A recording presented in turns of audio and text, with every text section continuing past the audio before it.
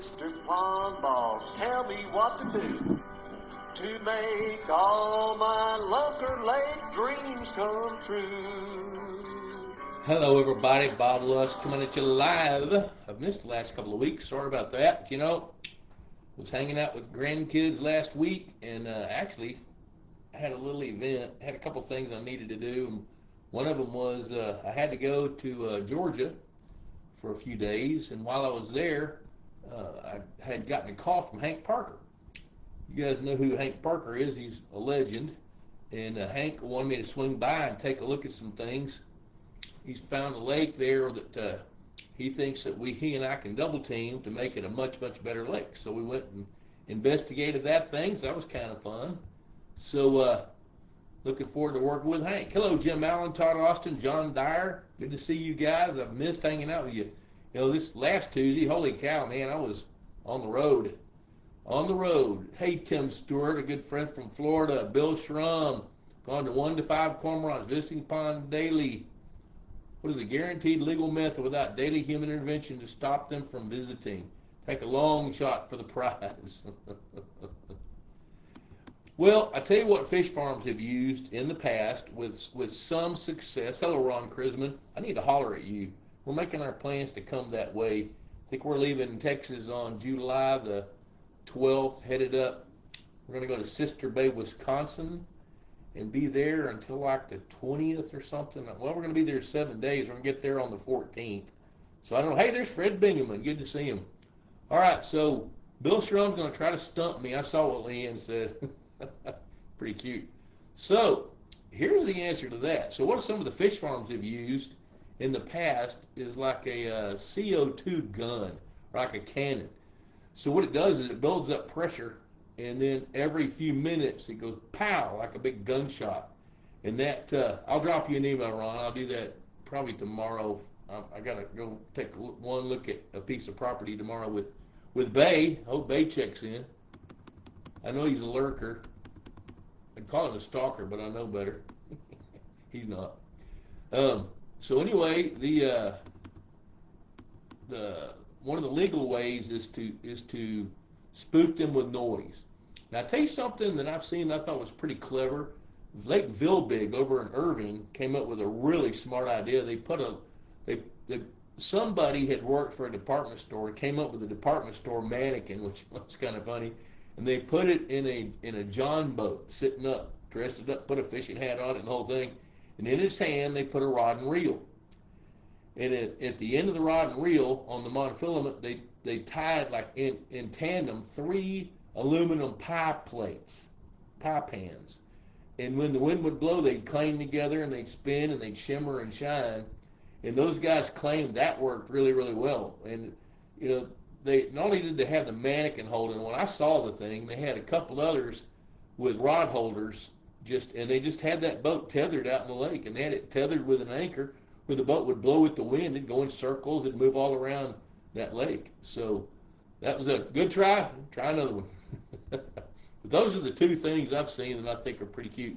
I know the air cannons work, but when you get those big flocks of migratory cormorants, it doesn't work as well because they're not as intimidated by it as they are when they figure out you've got a bunch of fish they can eat, that they can poach and pilfer and take away from you. So that's the way I see that. Let's see here. Dave Weber, what's the difference between a Texas Hunter model DF125 DL fish feeder and an LM135 DL2? Okay, so here's the difference. The LM can only be bought through dealers. So LM stands for lake managers. And the way that worked was Sean Banks up at Midwest Fish Farm was a little bit concerned, that's the word I'm going to choose, about Texas Hunters selling directly to consumers. He saw that as competing with him as a dealer. So he made a deal. He started kind of saying, hey, we got to come up with something better than that for dealers. So what they did was Texas Hunter went in and they honored that and respected it, and they came up with the lake manager feeder. So the 135 actually it's taller and it holds more fish food. you can actually get at least 80 pounds, I think they said 100 pounds, in the LM-135 fish feeder, where the DF-125 can only hold about 50 pounds at a time. So, Mike Cottrell, hey, you guys, you see what Mike's doing. Several of you already done it. Hashtag Pond Boss Magazine.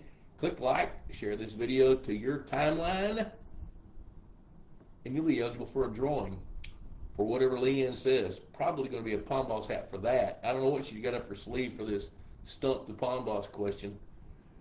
Let's see, Mike. Got you, James Allen. What's the latest our largemouth bass are likely to spawn? Well, you're near Louisville, Kentucky, so I'm going to tell you.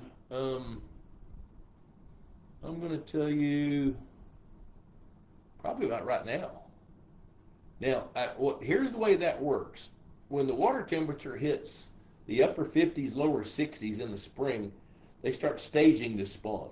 And as soon as that water temperature is knocking on the door just above 60, they're at it. And they'll spawn. And what happens is they spawn in phases of the moon. So when the moon is full, they're going to be having babies. They're going to be spawning, reproducing. You know, it takes 2 to 3 weeks for the eggs to hatch, depending on the temperature. But not all the eggs and all the females mature at the same time, especially those bigger bass. So the bigger bass, the bigger females especially, will have a second round. And they'll do it the second time through the next phase of the full moon. You know, and on a very rare occasion, there'll be a third spawn. I've seen spawns as late as September, which is not normal, but I have come across that where I've electrofished little bitty bass about 1 inch long in September. And there's no chance those fish could be, 5 or 6 months old and be that size. Okay, so Bill Shrum says, I've shot to scare them with my shotgun. Sometimes it takes 4 shots very close to get them to fly. I would think the anchored boat would work. So what I'm going to tell you is delete that comment, because when the game warden reads it, he may give you a call. And there was somebody had an illegal water well in one of the counties around us, and they posted it on Facebook, and the authorities that permit water wells found it and got onto them. Hello, Chico. Aquadoc. Good to see Aquadoc. I hope I'm not sure who that is, because usually John, if it's John Wilson, he's saying something about it. Good to see Aquadoc checking in from Cleveland, Ohio area, and other points. There's Kenny Sanderson, Snipe on the Pond Boss Forum. Chico, good to see Chico. Virgil Meyer from Iowa. Mark Hicks, Michael O'Neill. I live on a 233-acre lake in Northern California. The lake had only bass, bluegill, crappie, and catfish. The community 3 years ago, without any insight from a biologist, stocked 2,000 pounds of rainbow trout. Now the average bass has lost about 3/4 of a pound. Have you seen the introduction of trout affecting bass weight? Not long term. Typically in a lake that can support bass, bluegill, and crappie and catfish, those are warm water fish. So typically when somebody stocks 2,000 pounds of rainbow trout, so that's about what? That's about 18 pounds per acre. That's a pretty heavy stocking, and I'm sure they put them in there for catch and release. Catch and harvest, a put and take fishery. But 2,000 pounds of rainbow trout, and now some of that depends on what size they are. If you had some pretty good sized bass in Northern California, that's the way that there's been some gigantic bass grown with rainbow trout in Southern California. So if the average bass has lost 3/4 of a pound, odds are higher that their numbers, they're overcrowded and they've overeaten their food chain, and their food chain's beginning to drop. So that's typically what happens. It's not going to be because of the rainbow trout. Now, I'll tell you this, rainbow trout are predators, just like bass. The problem is they operate in cold water where largemouth bass operate in warm water. So when the water warms up, trout become sluggish as bass become more aggressive, and conversely, the other applies. As it gets colder, trout are more active. And so what typically happens in most stocked lakes where trout don't live naturally, they die off when the water temperature gets up in the mid-upper 60s, low 70s. And so depending on the time of year they stocked them, I can't see how they would have a long-term effect on the health of the bass fishery there. That's going to be more likely related to them running out of food and the bass being overcrowded and need to harvest some.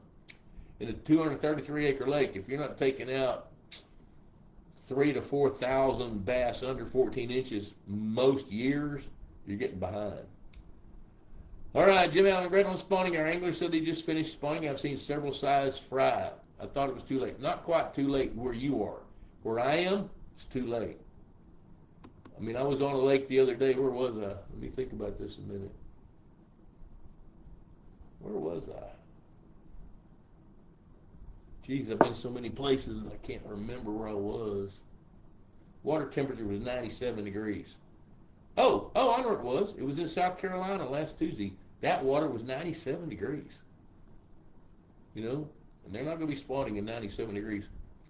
Okay, the lake gets very warm, and everyone says the trout won't survive the summer. Yep, there you go. That makes sense to me.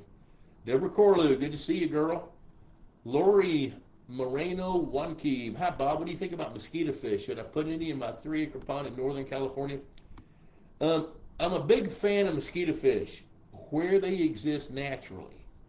So do a little bit of research and see if they're there naturally. If they're not, don't stock them.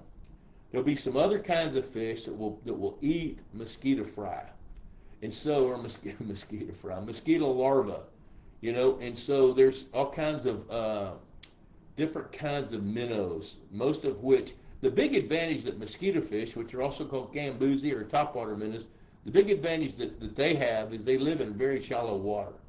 You know, typically in a pond that has them, you can see them because they're all around the edges, up in the weeds and things, doing what they do. Hello, Matt Marsden, American Fish Tree. Good to see you, buddy. Here comes one of those questions from John Dyer. How can trophic cascades be manipulated to achieve long-term algal suppression in eutrophic ponds? Well, one of the ways that trophic cascades are essentially look at the food chain. You guys have seen the food web. You know, at the bottom there's nutrients. The next up there's algae and plankton. And then the next up it's insects. And the next level of the food chain it's insects and tiny fish. And the next level of the food chain is big insects and bigger fish. And then on and on and on up to the top line predators. It's like a pyramid. You know, so trophic cascades can be manipulated to achieve long-term algal suppression in eutrophic ponds by aeration. So the more you can move the water. Now, the thing you got to be careful about with eutrophic ponds is eutrophic ponds mean that's a pond that's really old and got a lot of silt and organic matter built up into it. That's what a eutrophic pond is.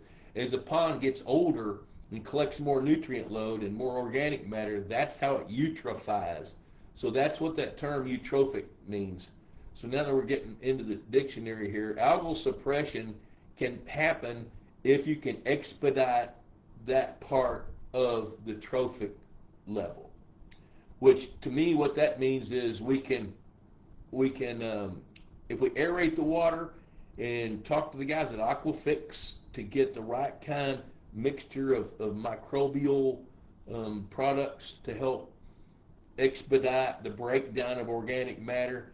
That's one way you can help suppress eutrophic ponds with the trophic cascades. Another way is to use a combination of methods where you're aerating the water to allow nature to do what nature does, and then as those algae blooms begin to die off, then you can begin to bind the phosphorus with Foslock or some of the other alum or some of those other products. It's a little pricey to do that. And before I really dug into making those recommendations, I'd want to dig in and see what it would take to drain the pond and get rid of that stuff by digging it out, see if there's value to that. So, good shot. That's the best question. That's the hardest question so far. All right, Bill, show them evidence. Blooms throughout the pond. Water temperature is 85 degrees. Setchi visibility since the bloom started on July 5th has gone from 24 to 11 inches today. It was cloudy today, so it was not ideal conditions for a visibility test. DO was 6.5 at 1.5 feet today, just before sunrise. It has not declined in the last 3 days. I've heard you say several times the bloom in July. Uh-oh. It scrolled past me. Oh, here it is. Heard you say several times the bloom in July with our temps can cause a fish kill. Yes, it can. Do I need to treat to stop the bloom to prevent a fish kill? Temperature forecast? I don't think you need to. I don't think you need to right now. I think, based on the pictures you sent me, what I think is that's the pond's response to recent rains. So what happens then, on my little lead-in, Leanne popped that I was going to talk about fish genetics, which I'll get into that in a minute because I do have a couple things to tell you guys. But since she also challenged you with a contest, looks like we're going to be doing that. Let's see.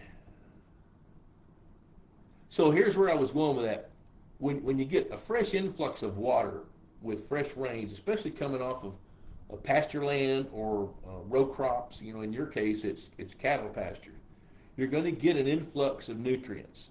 Those nutrients come in hot typically, which means that they haven't had a time to compost or break down in some of their basic compounds. So as that stuff flows into the water and you get the right temperature and that stuff begins to dissolve into the water's going to put it to use. And the way it puts it to use, the water being the medium and the nutrients being the food, it's going to feed something. So you have an algae bloom.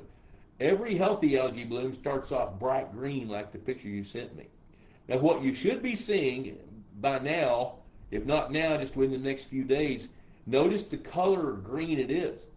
Now, with the pictures you sent me, it looked pretty much lime green. That's the way they start. Sometimes that's planktonic algae. Sometimes it's blue greens. Sometimes it's not.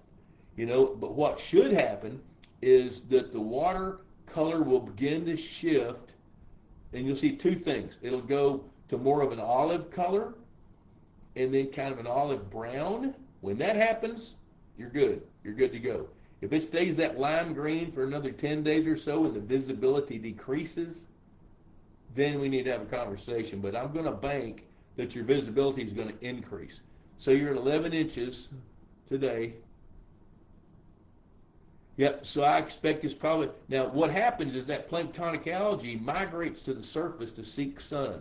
It's fairly motile, so it's mobile. It can move. And so what happens when you have that 11-inch visibility, if you've got the ability to get a sample of water from 14 inches, pull it up and see what it looks like. Take a jar, a mason jar, and stick it down to your shoulder, and then, upside down. Stick it in there upside down.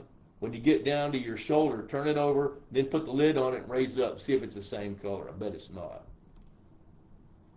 Ask me how I know. No, I wouldn't worry about it for a while.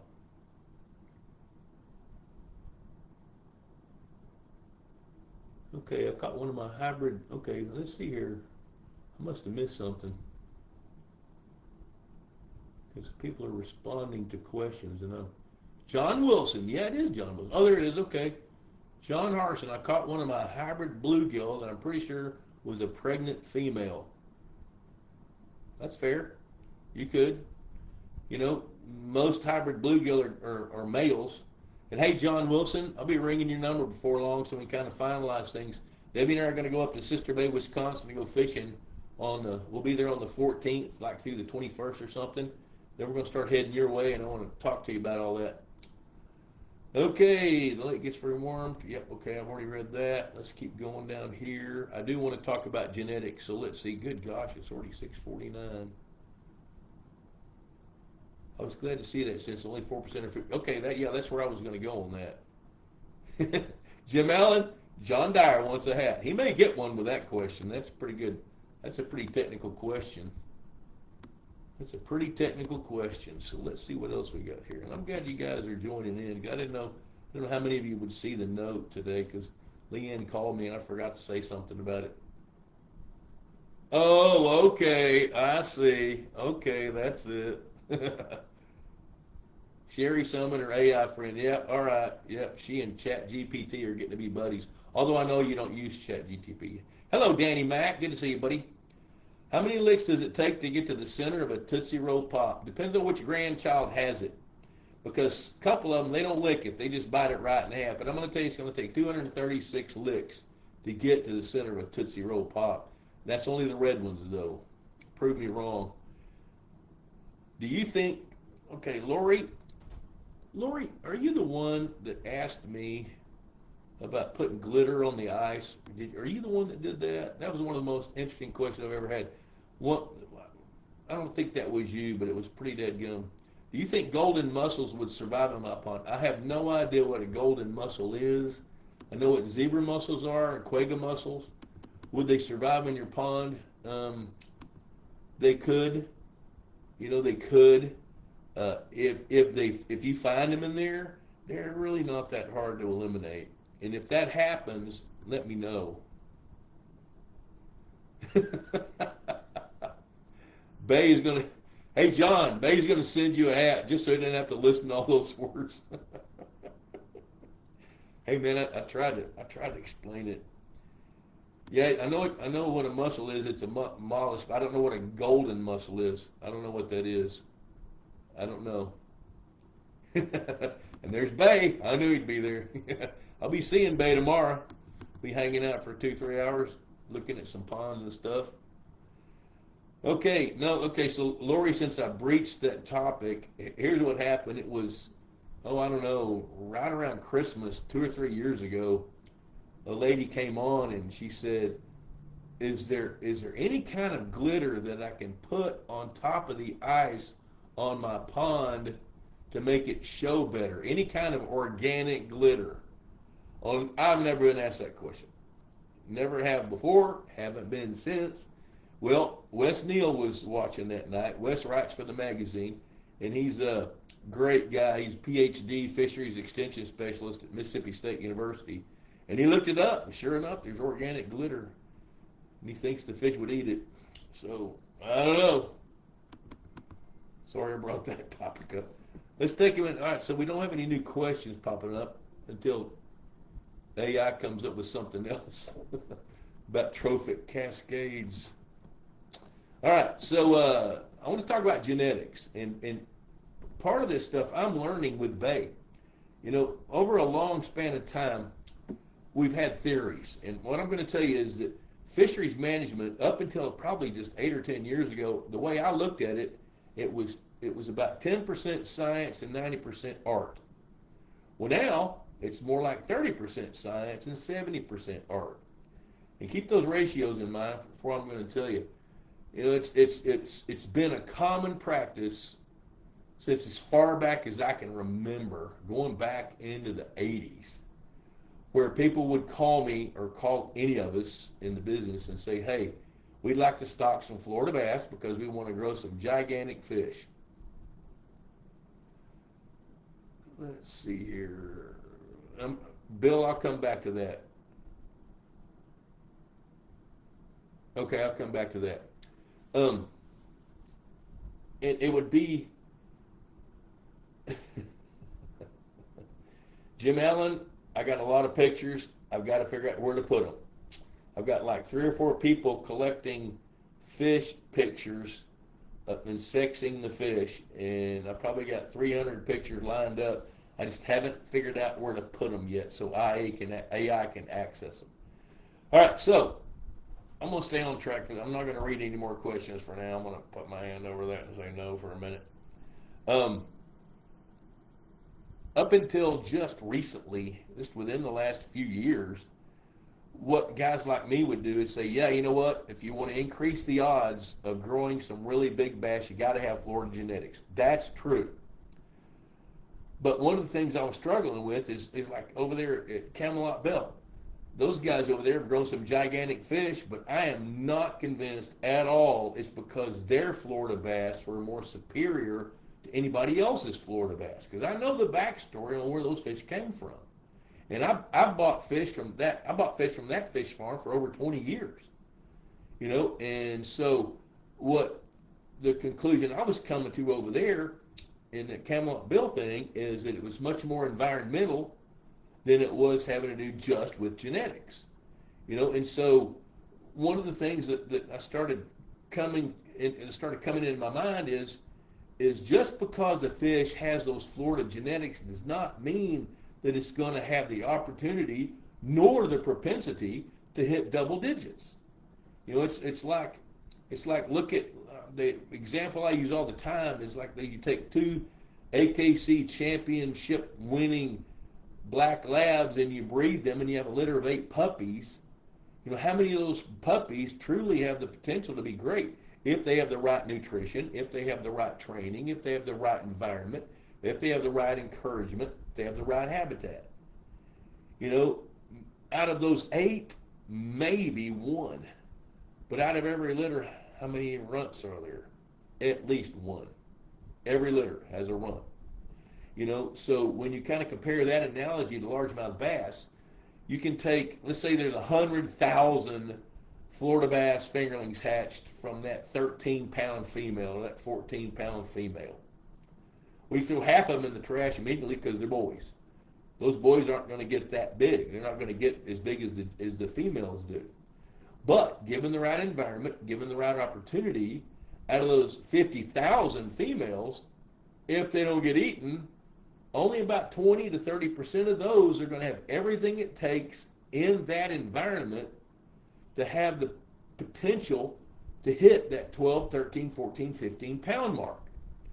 Well, now that there's some more in-depth and accurate genetic testing going on, now we're beginning to see, and this has all been started by Red Hills Fishery, the breeders of Titan bass. They've kind of cracked the nut on the genetic code and figured out that there's about 12 markers that bass need to have to be able to grow 8 pounds or bigger. Now, that doesn't mean all 8-pound or bigger bass have all those markers, but those that have more markers have more of a propensity to grow to huge sizes if they've got the habitat, if they've got happy water, if they've got the food chain to support them. And so the main point that I want to drive home is genetics play a role in the sizes of fish that you can propagate. But that's not the only thing. As a matter of fact, I think it's probably 3 or 4 down the list.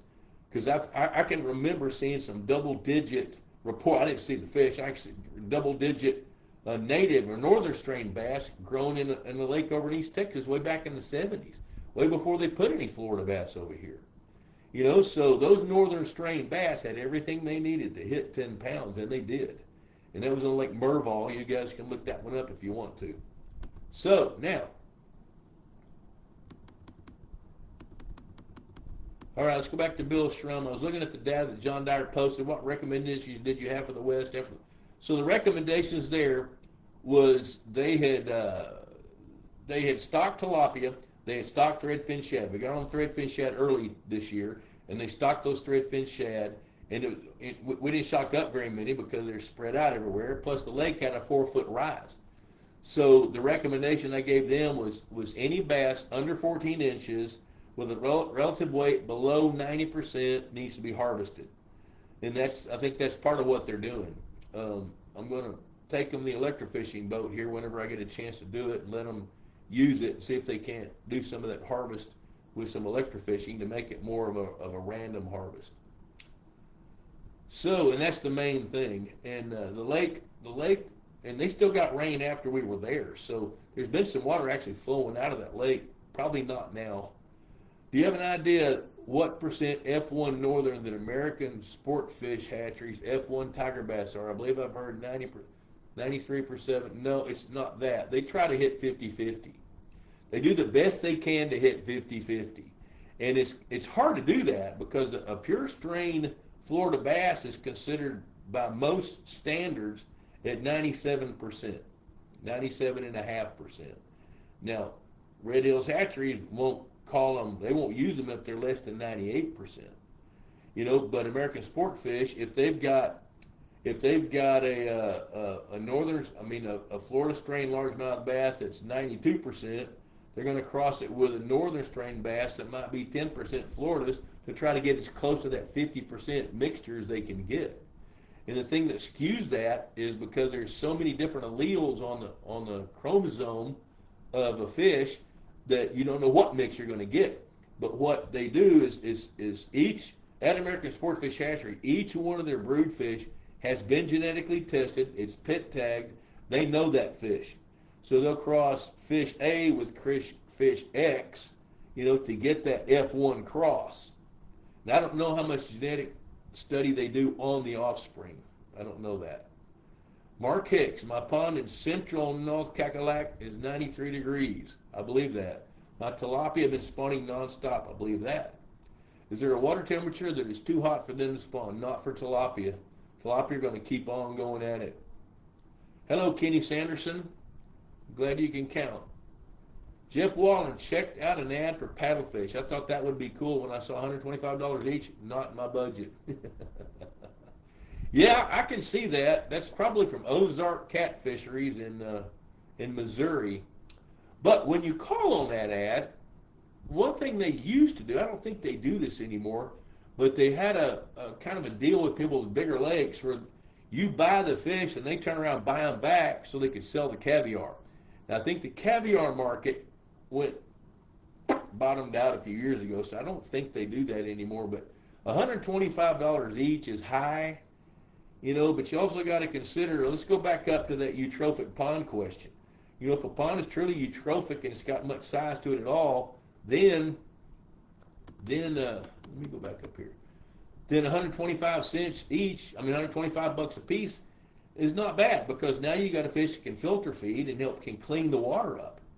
You know, what's that worth? So if a paddlefish or two, you know, could minimize the risk of your water quality deteriorating, then look at them like a vacuum cleaner to keeping the carpet clean. That could be a good idea.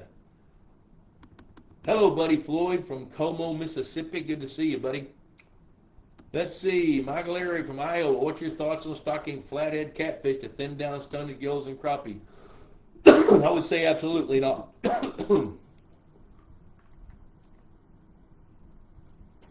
Water. I told my wife no more alcohol for a while. I got to get more weight off. So that's one of my favorite things about doing this show, is sipping on something. Here's my thoughts on flathead catfish. They are the most vicious predator fish in the warm water systems. They will kill for the sake of killing. Bass Pro Shops won't use them in their aquaria anymore because they kill the other fish. You know, we shocked up one about that long at Bays Lake the other day, and they wouldn't take it. It was like it was toxic. You know, so stocking them in a pond to thin down stunted bluegills and crappie, they'll do that, but to what end? You know, where I'm going is if you stock some flathead catfish in there and they murder all the other fish, and then they're there, then what? Because you think you can catch them, well, maybe you can, maybe you can't. You know, part of the reason the bluegills and crappie are stunted, there's a reason for that. And it's going to have something to do with happy water, habitat, their food chain, genetics, and then the harvest plan that you have. And in cases where bluegills and crappie are crowded, that's because there's not enough harvest going on naturally with enough largemouth bass to keep their numbers down. So it's a smarter plan to do a partial kill with rotenone or other fish toxicant. Rotenone's hard to get now, but I don't know where that yarn came from. But that's a better plan than using flathead catfish, because you trade problems. There you go. There's the answer. You trade problems. Hey, let's take a minute.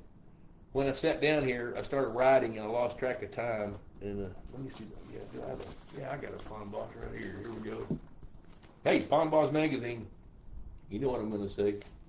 $35 a year. Cheaper than a Friday night date. And it lasts a year.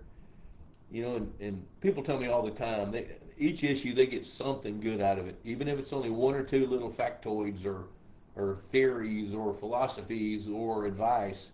But $35 a year, that's a pretty good deal, pretty good bargain. I mean, just looking at all the ads in there, because there's stuff in there where people are supporting Pond Boss and they got good stuff. You know, so $35 a year, cheaper than a Friday night date, and it lasts a year. Took Debbie on a date last night. It wasn't $35. And she's not looking at me. It wasn't $35. I could have bought 4 Pond Boss subscriptions and given them away. But here we are. Easy Docks of Texas, David Schneiderman. Check him out. If you're looking for a floating dock, Easy Docks of Texas is a pretty good choice. Check him out. Texas Hunter Products. Look those guys up. I've known those guys forever, and I say this every show. I love their products. I love their customer service. I love their response times. Those guys are champs. I love those guys. Karina Mills. I love their Aquamax lineup. You know, I mean, I've been fortunate enough to help design some of that feed, test some of that feed, critique it, and they listened to me, even though I don't work for them. I'm an ambassador for them, but I don't get a regular paycheck from Purina Mills. But gosh dang it, I wish they'd get their marketing figured out. BirdDogIt.com. My son's Jonathan's company. He started it more as a kind of a brokering hunting company, but it's morphing into something more than that. He's figuring out his niche. He's in his 4th year, and when you guys get a minute, go there and take a look. AquaDoc. John Wilson, you know, AquaDoc is growing like a not like a runaway freight train, but like a well-managed, well-thought-out freight train, and they're bringing the goods, you know, and they're in like I think 7 different states now, centered in Cleveland, Ohio, and they take care of a lot of small ponds, especially they've got over 10,000 customers that believe in them. You know, so if you're looking for pond management and you're in that Midwest area, get in touch with John Wilson and AquaDoc. Look them up. Their history is pretty fascinating too. Get a chance, check that out. Mark Williams. When I bought the tiger bass and they shipped it up via a fish truck from wherever in Alabama, the American Sport Fish location is in Montgomery, Alabama, south of Montgomery, Alabama. Also got some bluegill that, according to them, 80% DNA of copper-nosed bluegill and 20% red ear shellfish. Okay, so not sure what they will look like. Okay. All right. I know what they did. All right. Hello, Mark Williams from Mountain Home, Arkansas. So what they do is they don't breed the bluegill with the red ear sunfish. What they do is they sell you 80% copper nose and 20% red ear sunfish. That part of their belief, which I concur with, is that you need some of both. So they're not crossing them. They're just mixing the two species in the truck so they don't have to, so they can save space. So in other words, like if you're going to get 8,000 copper-nosed bluegill, they're going to also send 1,600, 1,500 red ear sunfish. That's the 80-20. So it has nothing to do with them being crossed.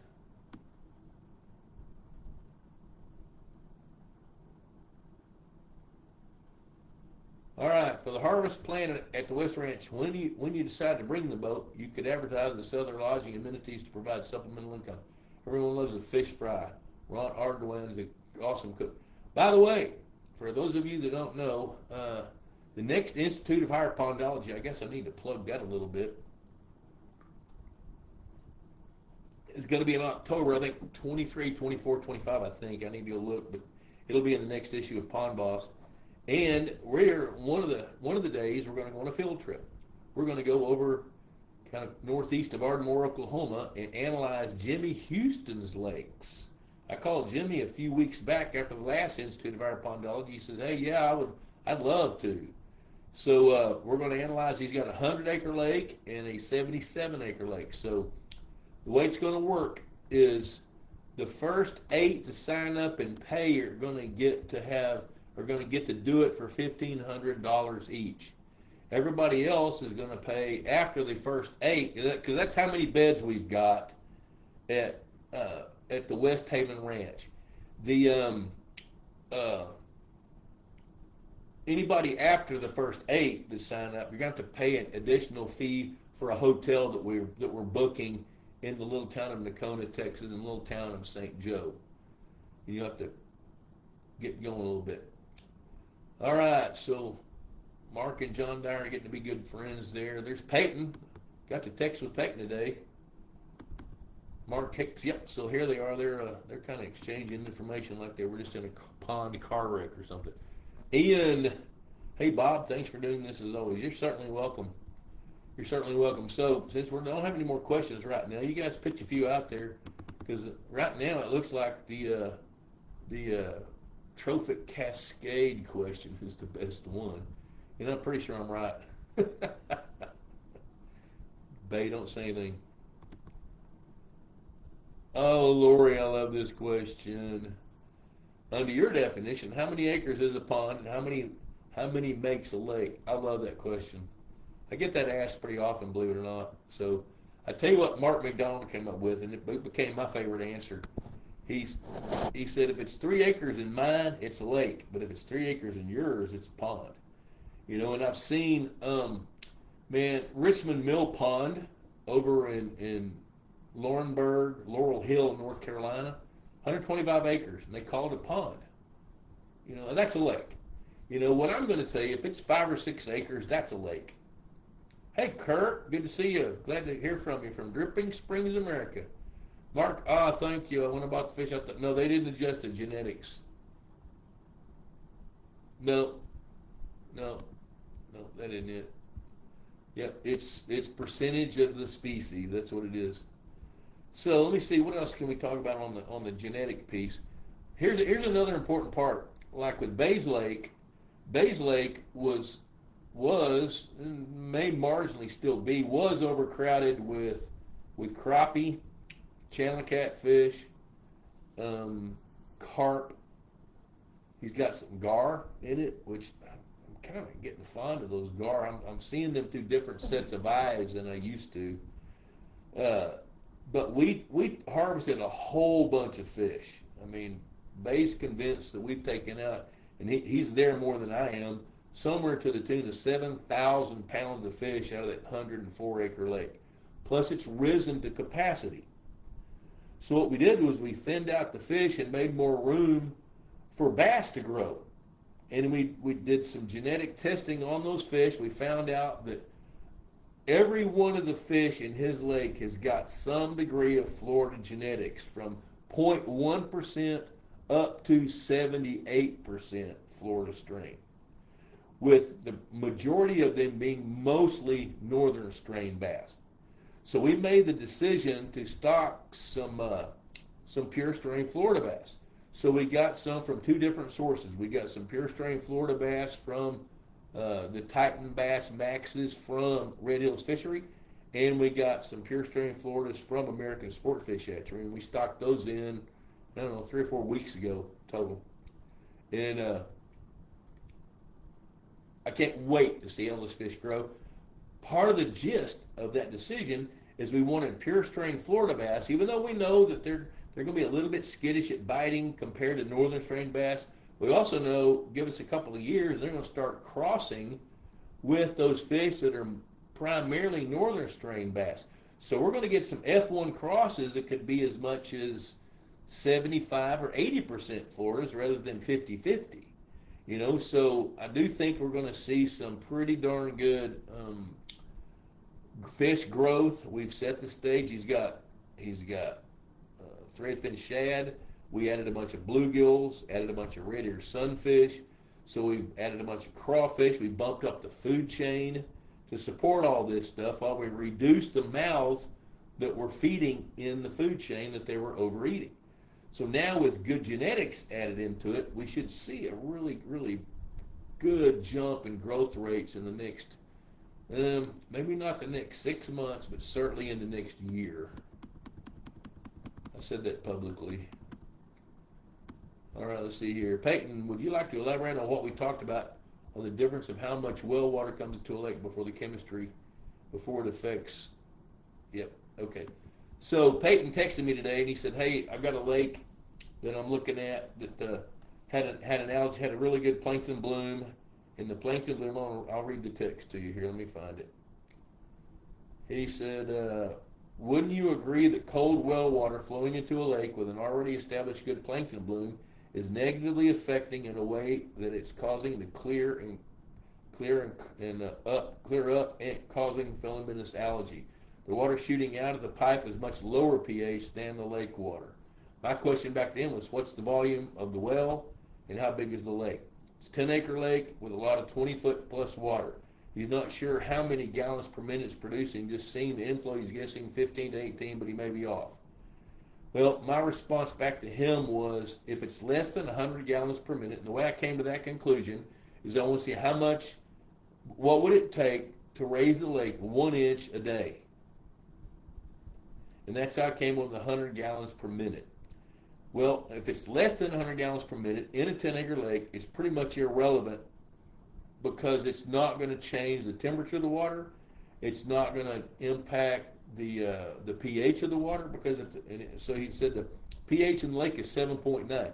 7.9 pH means the alkalinity is up there in the 150 to 180 mark, or maybe a little higher than that.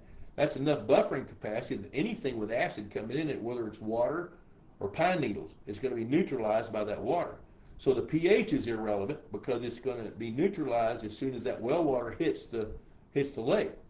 The temperature is going to be pretty much irrelevant because if it's coming out of the ground at 65 degrees, and it'd be like taking 5 ice cubes and putting them into a pot of boiling water. It's not going to change the temperature. Not going to change it at all. Now, it'll change it at the source, but it's not going to change that temperature of the water out in the lake at all.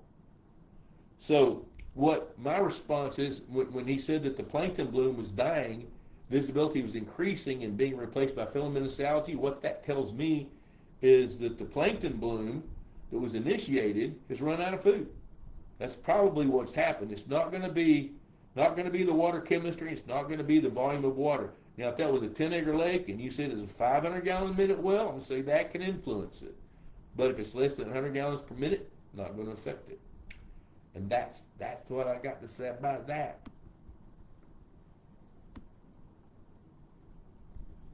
So let me make sure I read that question. Elaborate on what we talked about on the difference, how much well water comes. You know what? You've got to add, I'm going to tell you, a 10 to 20% change every 24 to 36 hours to influence a plankton bloom with a water well. Michael Eric, any negative effects on stocking some trout in Iowa in the fall for fun, knowing they'll die in the summer? In Iowa, 5 or 10 acres is considered a pond. Well, let me tell you what it is in Texas. If it's west of I-35, it's a tank. If it's east of 35, it's usually a lake or a pond. If it's in Lamar County in northeast Texas, over near Paris, it's a pool. So everywhere we go, it's something just a little bit different. Any negative effects on those? Oh, yeah, I don't think so. I don't think stocking trout in Iowa is going to be a problem. The problem, like a 5 or 10 acre lake, you'd have to stock in a 5-acre pond in Iowa, 5-acre lake in Texas. You'd have to stock in a 5-acre body of water. You'd have to stock 400 pounds of trout at $14 a pound. You can do the math on that. That's what, $5,500 or so. In order for that number of trout to impact the fishery, and that's if the trout are 10 or 12 inches long. If they're smaller, not so much. Mike Cottrell, he's told us about Walter at the Windmill Grill and Saloon. I have not been there yet, but I am going to go find it. Doug Goodman, 18-acre lake, fertilized all summer, solid brim and threadfin shad population, brim feeders, etc. Produced lots of bass in the past, often 7 to 10 pounds, lots of 4 to 5. Good structure, yet it has declined in bass in the last 4 years. Most caught now, 80-90% weight. Shocking recommendation every year. Continually tells us to take more bass 16 inches and less, but just the population isn't there, not like it used to be. It seems no size is overpopulated. Any other suggestions? I want the bass back, Mississippi. Let me ponder that just for a second. It's not going to be an obvious reason. Let me think about this a minute. Decline in bass the last 4 years. Well, here's what I've seen. And I've mentioned this before. There's this thing called the new lake effect. When a lake is first impounded and first stocked properly, it's great. It's great for 10 years, 12 years. What may be going on there is if that lake is under some pretty heavy pressure, but still the electrofishing survey would show this, but if the lake is under really heavy pressure, you're going to have some fish that are hook shy. And when you're culling fish, if you're culling the ones that are most aggressive, that's an inherited trait. So if a lot of the culling in that lake, let me see, what do you say, how big is that lake? 18 acres. So if you've been culling a lot of bass 16 inches and under, and keep in mind most 16-inch bass are girls too, most of them. If they're boys, that's a pretty big boy, you know. And I'm not a big fan of taking out 16-inch bass. I'm just not. You know, I'll do it, but the lake has to force me to do it. There's other compelling reasons just to say, hey, take out 16-inch bass. So, you know, the other thing I can think of is the genetics may be deteriorating, because you didn't say how long it's been. Let me see here. Okay.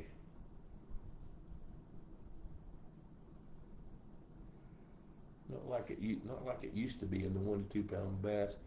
You know, you may also have a predator problem going on. It's declined in bass the last 4 years. Well, okay, so here's what it's, just by listening to this, it makes it sound like to me. Sounds to me like this lake is 15 to 18 years old. Am I right? Tell me I'm right. Tell me I'm wrong.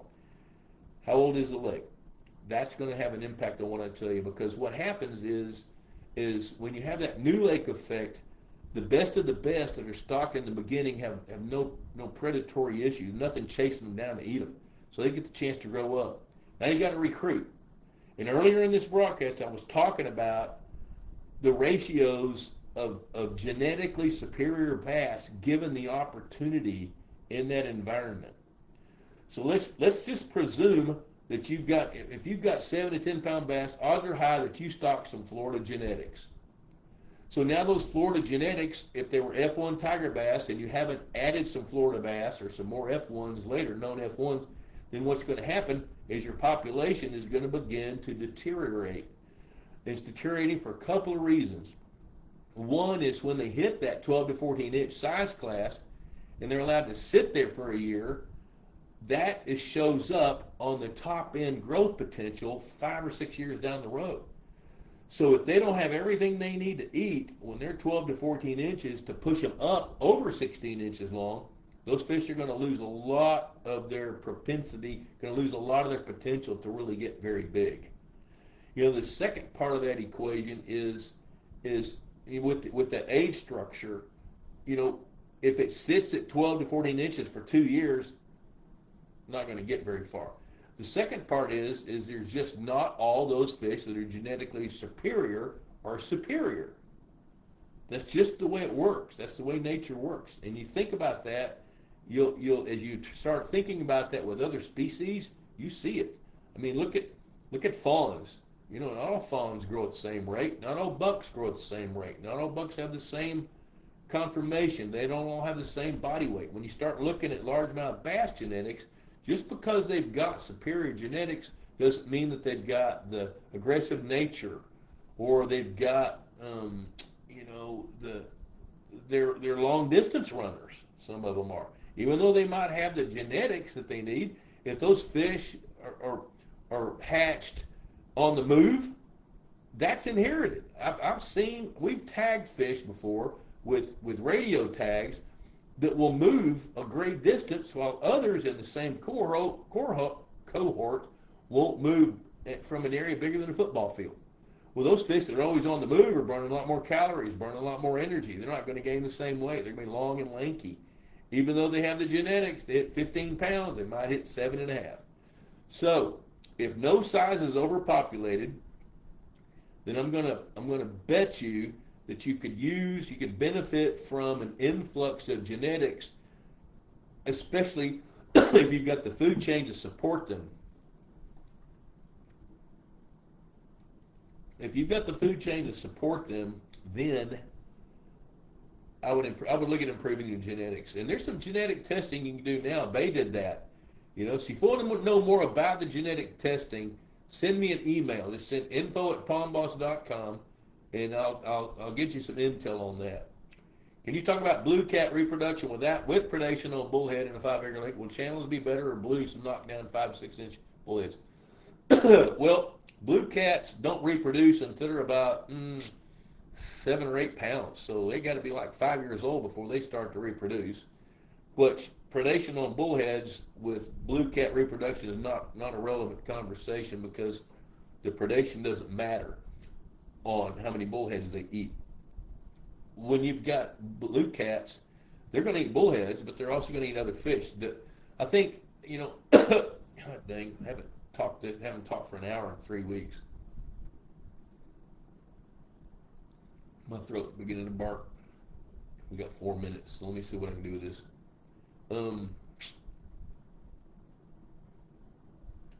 If you're not opposed to bass, they're a better alternative to take the bullheads down. But you're trading problems. Blue cats are top end predators. Channel catfish are predators, but they're kind of like a teenager. They're going to go to the fridge. If there's meat, they'll eat it. If there's not, they'll eat broccoli. So channel catfish will eat vegetation. They'll eat decaying vegetation. We found that in Bays Lake. So I can't tell you that I'm a big fan of blue cats with the specific purpose to eat bullheads. What I'm going to tell you is I have electrofished a 50-pound blue cat that had a 3-pound bass in its gullet. So if it can eat a 3-pound bass, it can eat a 5 to 6 inch bullhead. But the thing about blue cats is they'll get huge. Channel cat, biggest channel cat I've seen, right at 20 pounds, maybe a little bigger, but flatheads, geez, there was one caught in Lake Texoma years ago, 102 pounds. I think the world record is 130 something. Danny Mac, what size bass might be available now for stocking? 2 to 3 inch bass are available for stocking. It's getting a little hot for them to be transported. Deborah, we stocked 3 to 5 inch bass this spring. When can we expect to start catching even small ones? We get plenty of bluegills, red ear, pumpkin seed, and billy bass, the red ear green sunfish hybrid. I'm going to tell you, Deborah, by about September, you should be able to catch some 7 to 9 inch bass, and by Thanksgiving, before that, in your neck of the woods, you'll have some of those 3 to 5 inch bass that will be knocking on the door of 11 to 12 inches. It won't be a big number. I don't know how many stocked, but it'll be a handful. Let's see here. Kirk, Lake Travis, Central Texas used to have trillions of zebra mussels. Now they appear to be gone. I've heard nothing. If LCR or TPWD, I don't know of any actions that have been taken to get rid of zebra mussels in Texas. I do not know of anything. Okay, Doug, very limited pressure. That's valuable to know because if you don't have a whole lot of fishing pressure, then I'd be looking for signs of predators. Specifically, I'd be looking at signs of otters. See if you've got river otters. I usually don't take out the 14 inches or refuse to. Good. That's a good decision. Stocked 25 years ago. There you go. Stocking it 25 years ago, that means that lake has reached its potential. Now it's topped off, and here it's going like that. In order for you to bump it up like that, you got to take a closer look at your genetics and then consider adding some known genetics and manipulate that fishery a little bit. Take out some of those bass, but be selective. Be selective based more on relative weight than anything else. And I would do that. I would be doing that in February in Mississippi. That's the time to do it. That's where, I don't know who's electrofishing your lake, but if they know what they're doing, that's the time to manipulate that kind of a fishery and set the stage to where you can improve the genetics. You don't want to just run out there and spend a couple $1,000s on some high-powered genetic largemouth bass, for a lake that size. You want to be thoughtful about how you do it and when you do it. Yes, New Lake helps neighbors, bullheads to get a head start. Yep, okay. Yep, Doug Goodman, good. John Dyer. Bob missed your question. Oh, how deep does a pond have to be? Okay, let me back up. So where's that question? I missed it.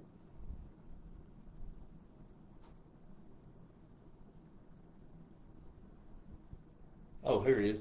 How deep does a pond need to be to have a thermocline? 4 feet. maximum depth is 9 feet, average depth is 4 feet. You will have a thermocline in a 9-foot pond, 9-foot deep pond at 4.5 to 5 feet deep. It'll be the same temperature top to bottom in water 4 feet deep. But I bet you in that water 9 feet deep, you might have to dive down a little bit, but you'll find a thermocline in there. The only reason you won't is you've got a whole lot of wind action, and that's not going to be a normal thing. All right, we're getting close here, so let me scroll down here. We're going to wrap it up. I have 2 weeks before traveling. I'm ready to update your. Okay. Yeah, you know what? Let me ring your number. I'm not traveling now. Grandkids are handled. You know, I'm cleaning up a few things I need to take care of. Then I'm going to take a couple of weeks off. So I will holler at you the next day or so. I may call you when I'm on my way to base tomorrow. Hey, Ron Ardoin, we were just talking about you earlier. Mark Williams had our nice game fish commission, electrofish my puddle. Use their big boat. Umbrella, yep, okay. Most a foot under the water.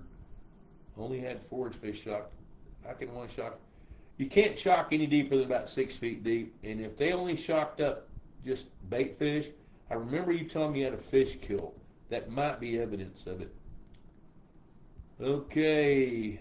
Thanks, Bob. All right, guys. Hey, it's 7:31. Let's kind of wrap it up. We've been going a little over an hour, and I try to hold it to an hour. So, hey, thanks for hanging out with me on short notice. And I know it's Tuesday, and I know I did it at 6:30.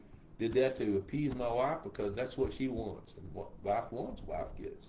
So, for those of you that had questions, send me an email, and I'll answer those questions, and like especially about the genetics. If anybody would like to have a sample copy of Pond Boss, send an email to info@pondboss.com. I'll have Leanne send one to you. So until next week, I'm not sure. Wait, Tuesday? I'll be here next Tuesday unless something happens. I never plan anything very far out to speak of. So anyway, that's all I got for now. So thanks for tuning in. I appreciate you guys, and we will catch up with you next Tuesday night. Adios for now.